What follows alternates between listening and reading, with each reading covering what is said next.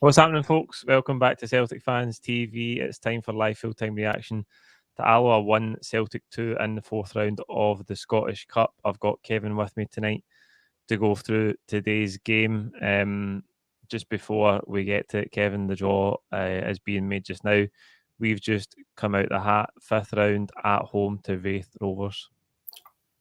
Well, I think we'll take that. Wraith Rovers obviously beaten Banks OD today, so thankfully a home tie for a change because it seems to be we've been unlucky in that. So no, I'm looking forward to it and just happy to be in the fifth round after a little scare, has to be said, with 12 minutes to go. But we got there in the end. Aye, we did, mate. We got there in the end. I think it's one of those games today that you always want to get a good start because away to a smaller team, you know they'll be right up for it. So you don't want a game to drag on at 0-0. And we did get an early lead. I thought Alloa, you could see that they were up for it the first 10, 15 minutes, but we get the lead. Scales puts in a great cross and a nice finish by Giakoumakis first time. Yeah, I mean, you've got to credit the cross first from Scales, but then for Giakoumakis to get that goal, because I think he needed it for his own confidence, because he's a man that's been short of confidence ever since injury layoffs, penalty misses, and the finish, as much as against Alloa, was a fantastic finish that any striker would be proud of, and exactly what he needed, and exactly what we needed, because tonight's tie could have had the potential to be a banana skin. As much as there hasn't been many shocks today, Celtic Hearts knocked out St Johnstone. Probably nobody ever saw that coming, even with St Johnstone's, terrible form as it is. But it was a great start, and I thought then when you got such an early-ish goal that we could have had 3 or 4, to be honest, or it was certainly shaping up to be that way. Aye, after the goal, we did take control of the game. I thought we passed it around nicely in the first half. Again, I think we could have been more ruthless, and that's probably the story of the game over the piece today, that we could have been more ruthless with the chances. Different team today, obviously. A few changes. Ralston came back in. Maeda went and played wide. Ideguchi started in the sixth position. Ideguchi, first of all, would you make of him today before he went off injured? And we'll talk about some of the challenges and the injuries later on, but would you make Ideguchi for what you've seen of him? I was impressed. Maybe not to the level, the excitement that we were all impressed with by Hatate, but very impressed with his performance overall. He didn't put a foot wrong. Anything he was doing, it was going any pass, it was going to a Celtic player. Anything that was mopping up, it was going straight back to a Celtic player to try and regenerate an attack. And I was impressed with his tackling ability, because there was a tackle, I think it was in the second half, where Ralston was getting kind of twisted and turned by, I can't remember the Alloa player's name, but then out of nowhere, Ideguchi just stormed in, barred in and took the ball, and it was a clean tackle. And that's something that we're maybe missing in the midfield, just someone with a bit more fight and determination and strength, as well as good tackling ability. So yeah, overall, very, very impressed, and I think he will be important. It will be hard to see if he would actually be a fully fledged starting 11, first name in the team sheet, but time will tell with that. But overall, yeah, pleased with him. Yeah, I thought he was neat and tidy, Ideguchi. You can see the qualities that he's got. I think he will be very useful for us in that sixth position. I know we've got a few players there, a few squad players. We've seen McCarthy come on today after McGregor went off as well. But I think he'll be a good player for us. And before he went off injured, his performance was pretty decent today. Maeda went out wide today, just midway through the first half. He swapped sides with Abada. He finished on the right-hand side as well. Do you think he's one of the players similar to Kyogo where he's best through the middle? Actually, it's a hard one to analyse after 2 games with Maeda, but I thought he was okay. I thought he was dangerous, a bit more dangerous than what Kyogo would have been on the left-hand side or the right-hand side. I still think he had chances, but the overarching feeling for me is still that he is a striker, and strikers don't play in the wing. So it's going to be a selection headache for when it comes that Kyogo and Maeda would be up top. But if Giakoumakis is providing the scoring ability, then maybe Maeda does have to be, consign himself to being on the wings. But as I say, I wasn't too downhearted. I wanted to see what it would be like, because I think it does have a slightly different style to Kyogo, and I think Kyogo is much more suited to being through the middle, but I still think you're getting that little bit more of impact and danger with Maeda being on the wings, and I'd be more than happy for him to be in the wings with a striker there in Giakoumakis if Giakoumakis was to keep up his form. It's going to be really interesting to see how it develops over the next month or so. If Kyogo comes back fit, are we going to see Maeda play out wide, or is he going to play second fiddle to Kyogo? Because the manager's got a lot of options there, with Jota back fit, Abada, who did go off tonight with an injury, Forest as well. So there's a lot of, all of a sudden, there's a lot of options in the wide areas. So it'll be interesting to see what happens to Maeda once Kyogo's back fit. You touched on Giakoumakis there. Good first goal. What do you make of him overall? I think he's one of these players that you can tell that he can score goals, but I think in terms of how he fits into the overall system, and he's a bit of an outlier, I would say, in terms of the qualities that Ange Postecoglou has brought into the Celtic squad since he arrived. A bit cumbersome. We know he gives us a different option up there because he's a big physical presence, but would you make him today? I thought it was one of his better performances, and I know that we still need to take into account that he was playing League One opposition, or Championship opposition, I can't really remember. But League One. But I think, he is a player that would annoy you with his performance one week and then please you just as much with the next one. But I still thought that of the chances that he created or got on the end of, there were at least decent chances. It wasn't just, off the cuff. I mean, he was very unlucky not to even score a second immediately after it. And if he just had a wee bit more composure and a wee bit more time, then it could have easily been 2-0. He had a good header in the second half. So, I mean, he was creating chances and getting on the end of crosses. So, you can't ask much more of a striker, but I think we need to look into the fact that he is still just coming back from injury. He will still need to get that sharpness back.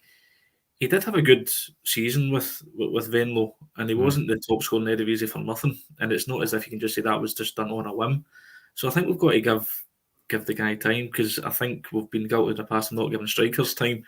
And I think Ayeti kind of falls into that category where he was never really fully, properly given a chance. Whereas I think we might be forced into a situation where we need to give Giakoumakis a chance, because Maeda obviously is now off and Kyogo's still laid out for a few weeks. So, it is something that we'll need to take into consideration.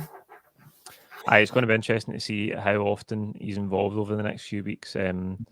Big selection headaches in that area of the pitch for the manager, you would think, especially if Kyogo doesn't get back to full fitness in the next 10 days to 2 weeks. Just before we go on to the injuries today, the fifth round draw in full, if you haven't seen it, Motherwell versus Aberdeen, Celtic versus Wraith, as we said, Arbroath versus Hibs, Annan versus Rangers, Hearts versus Livingston, Peterhead versus Dundee, Partick Thistle versus Dundee United, and St Mirren versus Kelty Hearts. Injuries today, Kevin, costly one for us. Hopefully none of them are too serious. First of all, McGregor with a head injury, or I think it might have been his face. That's the biggest one for us, because obviously he's the captain. He's probably the most important player next to the likes of Kyogo. So it was a tough one at the day for us, the injuries. I mean, the first one, McGregor doesn't go down for nothing. And when you've seen the way he was acting and very, very cautious of moving his head and neck in any weird direction, you just thought something's not right here. And the best thing to do in that respect is just get him off. As a game against Alloa, you'd expect we still have enough to finish us off without him. But yeah, he is so integral to how we play, to how we operate. It was unlucky, but it could have happened to any player. The one with Abada, I think it's just again luck. But you're just thinking, where does it stop? And then out of nowhere, I mean, like that the tackle on Ideguchi is absolutely assault more than anything else. And to have a commentator say that, is it? Do you think it's a red card? I think there is absolutely no debate over this. Whether it is follow through, whether it is momentum, the fact of the matter is he could have broken his ankle just as easy. And I think Ideguchi was very, very lucky not to be seriously injured.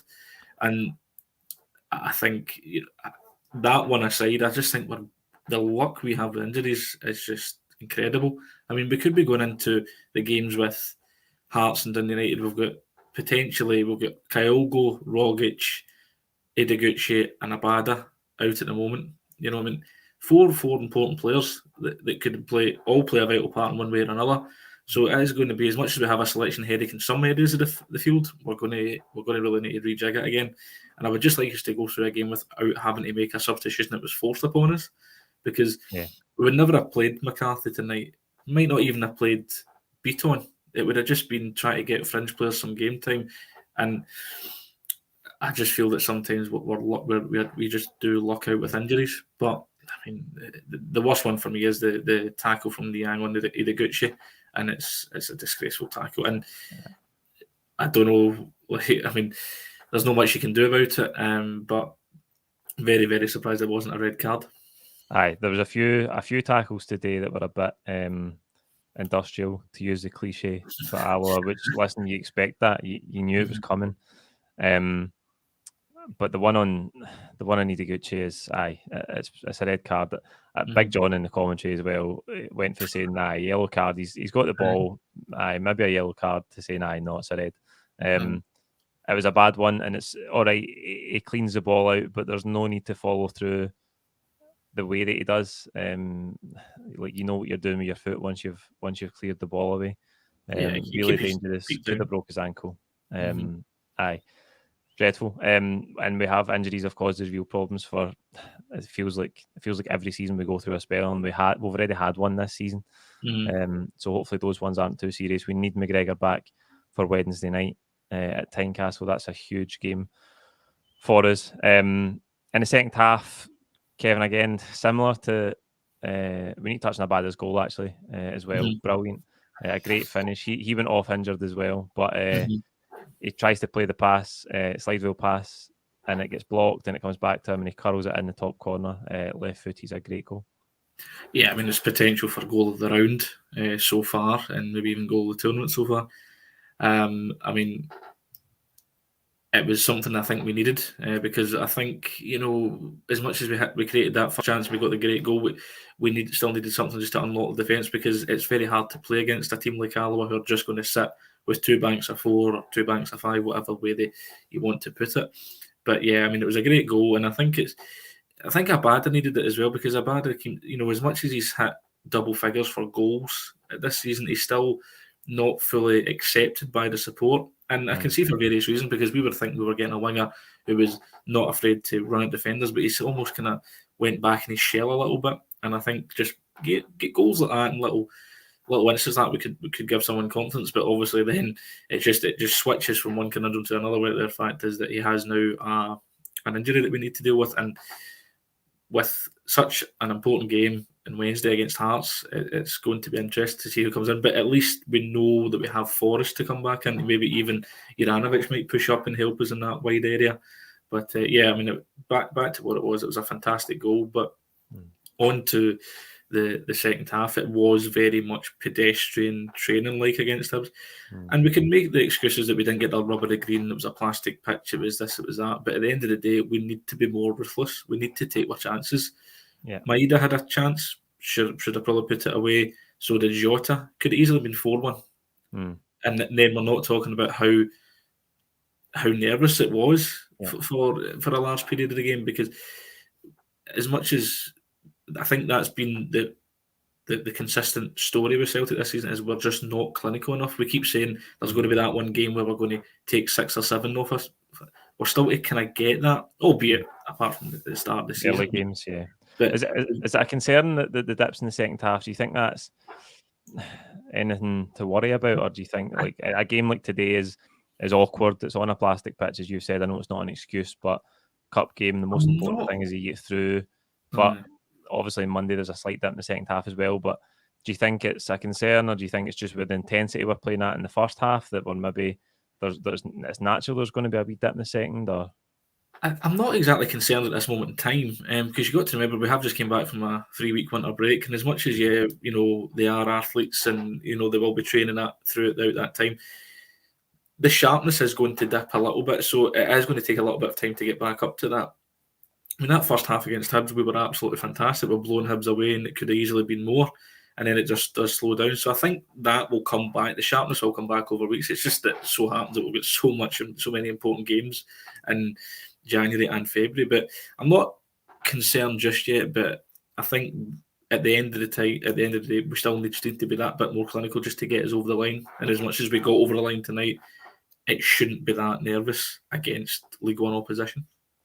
Yeah, I think that's. I mean, overall, should have been more comfortable tonight had we taken the chances, as you said. But we just switched off for that goal. Connor Salmon nodded it in, but I think it's for the throw-in. I think Alloa made a double substitution.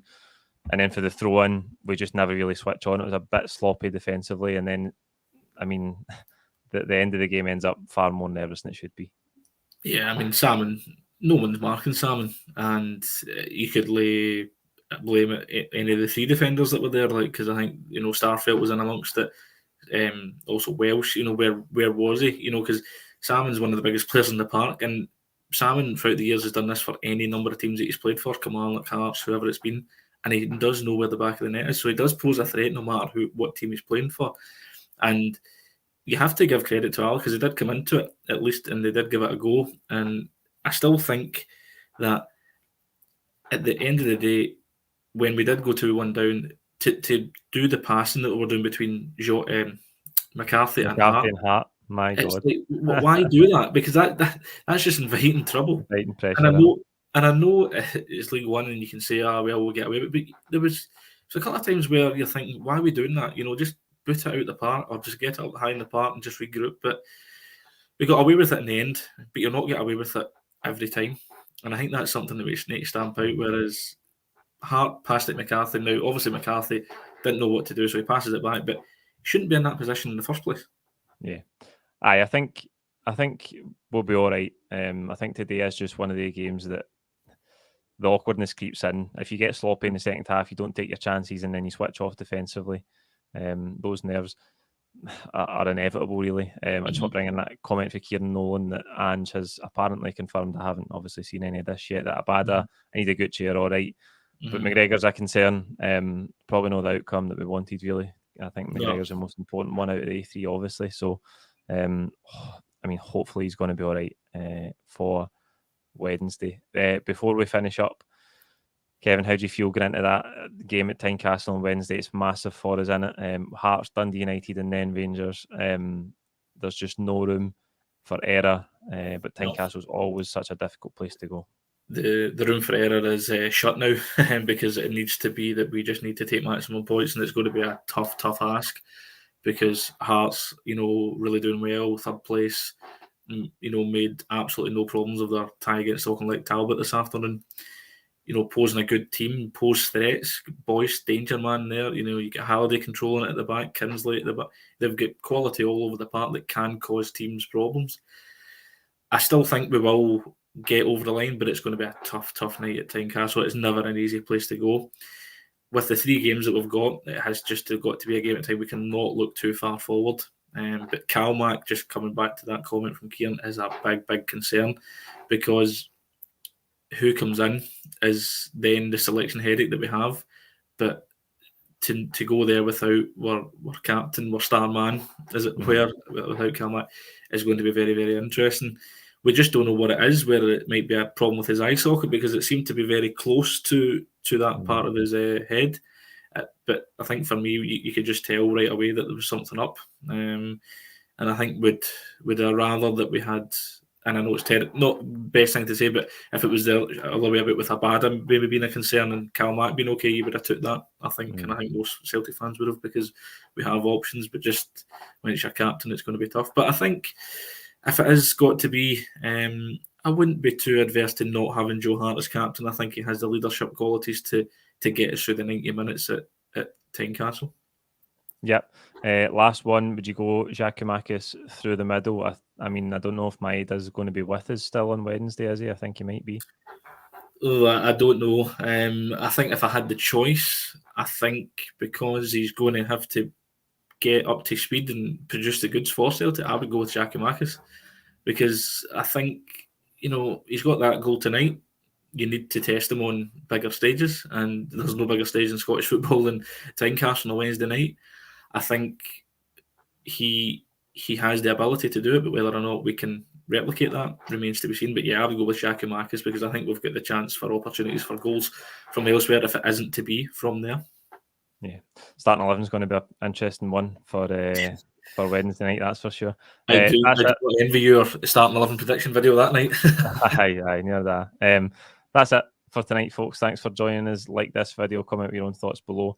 Please don't forget to subscribe if you haven't already, and we'll see you on Tuesday for that starting 11 prediction. Cheers.